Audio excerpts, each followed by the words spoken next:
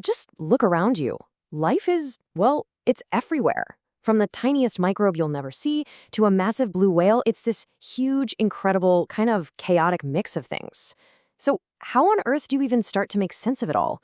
That's been one of science's biggest puzzles for centuries. And today, we're going to put the pieces together. And see, this idea of classifying things, it isn't just some boring academic thing. It's actually a basic human instinct. Our earliest ancestors, they weren't doing it for science class. They were doing it to survive. Knowing which plants you could eat, which animals were going to eat you, and which trees were best for shelter, that was literally a matter of life and death. So how did we get from that basic survival guide to the super complex tree of life we talk about today? How do you even begin to build a filing system for millions of different species? That's the big question, and that's exactly what we're diving into. All right, let's start at the beginning. Let's look at the very first real attempts to create, a scientific rule book for all of life.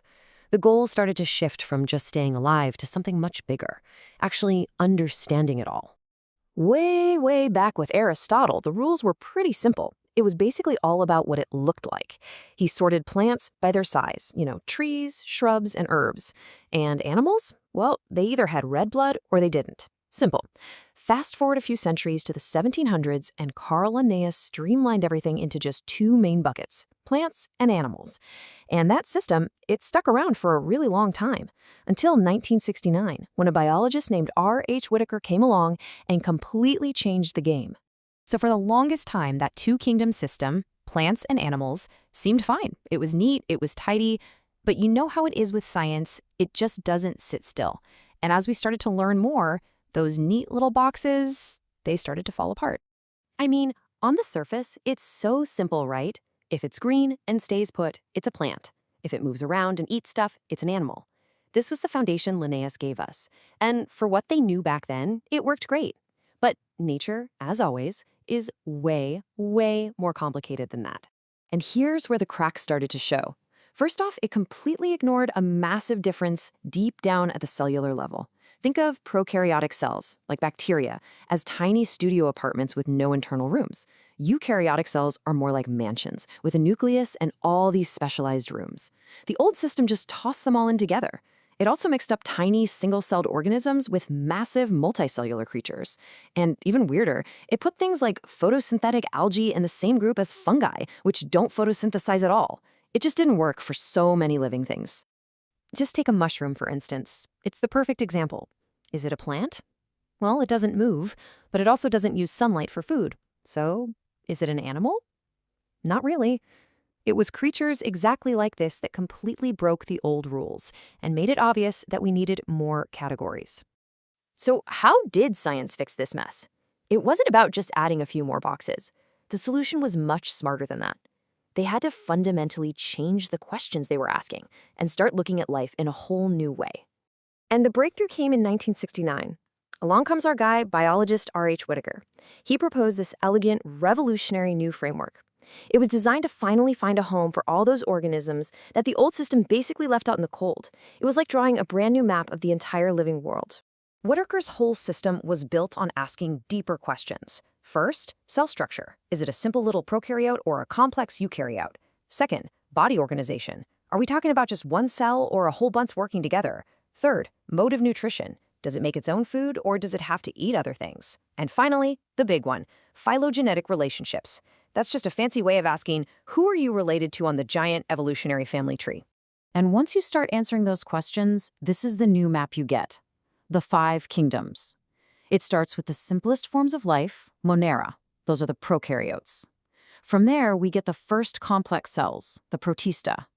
And that group is the ancestor to the 3 big multicellular kingdoms we're most familiar with: fungi, plantae, and animalia. Okay, so you can really see the logic here in this chart. The very first big split is cell type. Monera is the only prokaryotic kingdom. Everybody else is eukaryotic. Simple enough. But now, look at fungi. This is where it gets cool. They get their very own kingdom because their cell walls aren't made of cellulose like a plant's. No, they're made of this super tough stuff called chitin.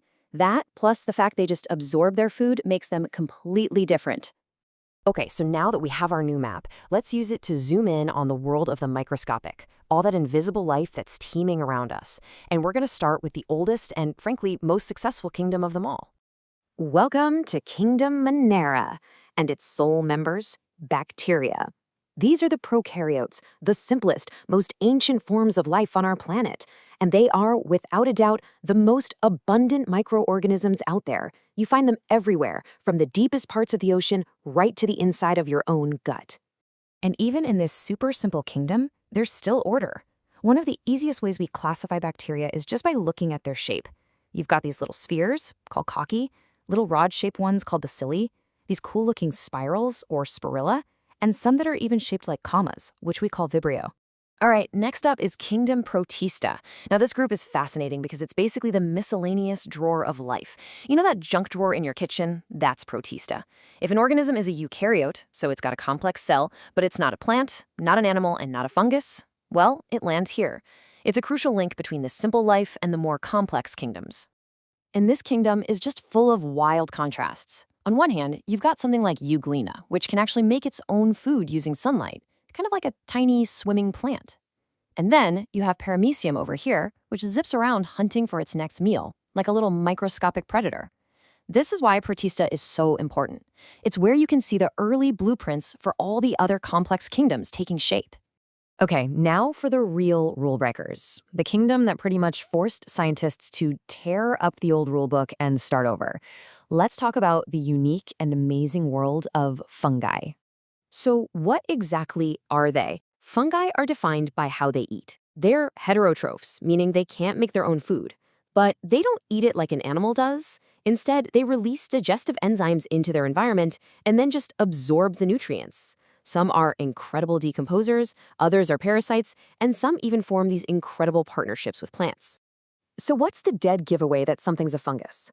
Well, even though they can look a bit like plants, their biology is totally different.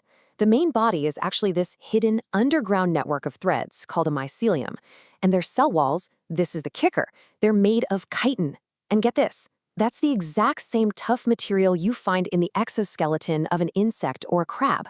How wild is that? But here's the most important thing to remember about any scientific map. It's only as good as what we know right now. And this five-kingdom map, as revolutionary as it was, isn't finished. Because science isn't about finding final answers. It's about constantly asking better questions. The whole idea is that our understanding is always getting better, always being refined. I mean, the source material says it perfectly right here. Changes are going to happen as our understanding improves. That map of life, it's always being redrawn. Which leaves us with a really exciting question for the future. With these incredibly powerful new tools we have, like genetic sequencing, we're seeing the tree of life in more detail than ever before. In fact, some scientists are already arguing for a six-kingdom system. So as we keep exploring, what new branches on this incredible tree are we going to find, and how many kingdoms will we eventually need to map it all? That's the beauty of it. The discovery never, ever stops.